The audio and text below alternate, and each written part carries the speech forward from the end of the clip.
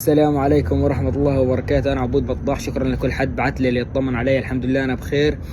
طبعا اللي صار معنا إنه صحينا الصبح، كنا موجودين في مستشفى كمال عدوان، لقيناها محاصرة بشكل كامل من الآليات. طلعنا ودونا عند ترمبة حمودة شير مدينة غزة، تقريبا عند سياج الفاصل. هناك كبلونا وصاروا يشتمونا. طبعا في احد الجنود كشفني، عرفني يعني ان انا عبود بطاح بنزل على التيك توك، صار يحكي لي انت اللي بتحكي عن المقاومه وانت اللي بتنزل السنوار. فصار يشتم فيا ويضرب فيا. طبعا صار يشتم في اهلي وفي عيلتي وفي ناسي.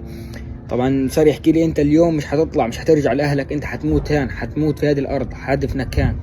صار يغلط ويكفر لي، والحمد لله ربنا نجاني وطلعت منها. طبعا الضابط اللي طلعني صاروا يغلطوا عليه ويشتموه ويشتموني عشان طلعني. صار يحكي لي انت مش هتطلع، على المره الجايه حنمسكك وبصر ايش. الحمد لله احنا بخير، وان شاء الله راح نضلنا ننزل ونفضح جرائم الاحتلال في شمال قطاع غزه وفي كل مدينه قطاع غزه، وان شاء الله مستمرين.